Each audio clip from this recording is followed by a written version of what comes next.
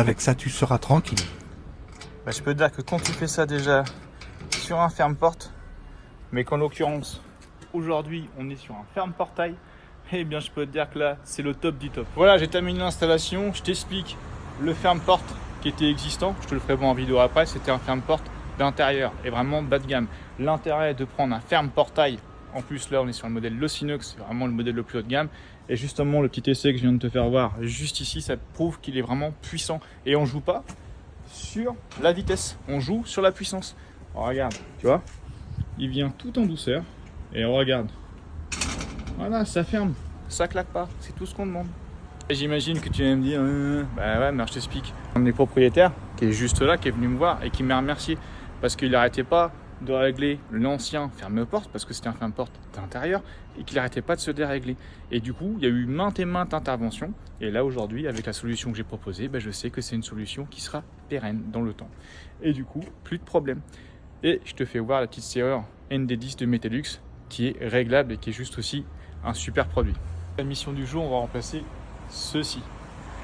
Donc, pourquoi on va le remplacer? Parce qu'ici, on est sur un ferme-porte. C'est un petit modèle. Là, il est placé en extérieur, alors que c'est pas du tout sa place. On est vraiment sur un ferme-porte entrée de gamme avec une vitesse de fermeture et un à-coup final. Mais comme tu peux le voir, c'est pas du tout la conception de montage d'origine. Donc là, c'est dû à l'arrache. Pour une question de conformité, on va remettre les choses dans les règles de l'art, à savoir, on va partir sur un Losinox. Alors pourquoi j'insiste là-dessus, c'est que sur ma précédente vidéo où je présentais le Losinox, il y a quelqu'un qui m'a mis, oui, bah, c'est un Groom, voilà, un extraordinaire. Alors, un Groom, c'est une marque, c'est comme Frigidaire, hein. Donc son nom propre, c'est un ferme-porte pour une porte dite intérieure type palière. Et en l'occurrence, quand c'est sur l'extérieur, c'est un ferme-portail.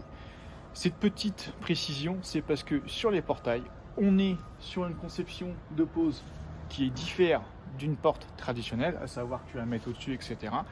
Et du coup, les forces ne sont pas les mêmes. À savoir qu'il a, il te faut un ferme-porte qui soit vraiment thermoconstant, qui ne va pas jouer avec les différences de température, parce que là, comme on est en extérieur, quand il va geler, quand il va faire très chaud, lui, il va en prendre plein la tronche. D'où l'intérêt d'avoir un ferme-porte dédié.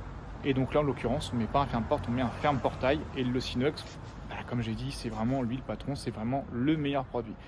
Petite précision, parce que voilà, des gens qui ne sont pas forcément du métier et qui m'ont dit oui, c'est un Groom. Alors je répète, un Groom c'est une marque, voilà, à bon entendeur. Et on va en profiter aussi pour remplacer la serrure, ce que tu vois ici, pour que ça ferme bien. Bah, ils ont rafistolé, bricolé, bref. Et du coup, on va mettre cette serrure. Et tu vois, la particularité, c'est que tu peux régler ton axe. Voilà, ça commence bien. Déjà, il y a des grosses patates qui ont été faites, j'adore. Alors quand je te dis que le Losinox c'est vraiment loin d'être de la gnognotte, voilà les fixations d'origine en inox pour la glissière. Donc tu vois en fait c'est le principe d'un gros découpage hein, où quand tu vas venir visser, tout ça, ça va s'écarter et du coup se bloquer dans ton portail.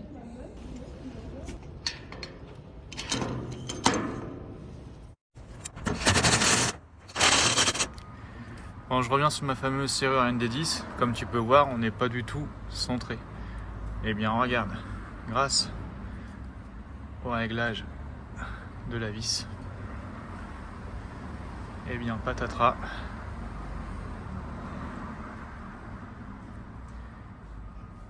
Voilà.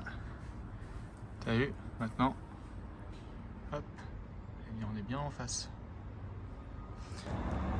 Alors deuxième étape du réglage, tu as une petite BTR ici qui permet de maintenir ton réglage. Tu la desserres, tu règles ta profondeur et tu resserres.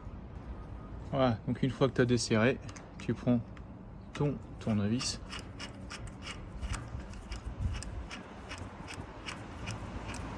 Tu affines ton réglage, tu vois, tu serres, tu desserres. Et donc après tu vas me dire, mais je fais comment pour resserrer ma vis là? Et ben c'est pas grave, tu mets ton cylindre, tu fermes à deux tours et tu pourras revisser pour finaliser ton réglage. Idem pour lui, tu desserres un peu et après avec ta vis qui est ici, tu vois, et bien tu vas pouvoir reculer ou avancer ton plein demi-tour. Et après, une fois que ton réglage est fait, tu viens serrer pour être sûr que ça ne vienne pas bouger. Voilà. Donc là, je te l'ai fait voir en position installée pour que tu comprennes bien que l'axe se décentrer, tu vois, hein, on peut régler de 52 à 60 mm. Et après, l'intérêt, c'est de faire un montage à blanc pour pouvoir régler ensuite ton tirage. Parce que si tu décales tout ton axe, et ben ton tirage, après, il va pas ouvrir complètement. Donc, une fois que tu as réglé ton axe, tu viens régler ton peine normand, ton peine demi-tour, et tu viens régler ton écartement pour ton équerre au demi-tour, pour que ça puisse bien ouvrir à fond et rester dans le coffre. Voilà. Donc comme je te disais tout à l'heure, et ben là tu vois, quand ton peine, tu l'as mis en position de fermeture, et bien là tu as accès à ta vis pour pouvoir sécuriser et être sûr que ton réglage ne bouge pas. Donc petite mise au point sur la serrure, j'ai dû aussi régler la hauteur de la gâche. Et tu vois là maintenant, on est pile poil bien centré dans l'empennage. Voilà, ça ferme bien, il n'y a pas de souci. Et tu vois, ça bloque. Donc là, aucun problème. Et du coup, j'ai dû remettre un petit coup avec un disque de surfaçage parce qu'on avait le portail qui frottait. Et donc la mise en jeu de la gâche, pourquoi? Parce que regarde, avant, tu vois, une entreprise qui était venue avant, ils ont ajusté la gâche qui est en tous les tons. Et du coup, bon, voilà, nous on a profité pour tout remettre nickel. Comme je t'expliquais tout à l'heure, quand j'ai démonté la serrure, sur la tétière, il y avait 2 grosses patates. Du coup, moi ce que j'ai fait, c'est refait 2 trous de fixation, j'ai retaraudé, peinture anti-rouille avant et après, et j'ai rebouché en même temps les anciens trous pour avoir un résultat assez propre et au moins d'avoir une serrure qui tient bien en place.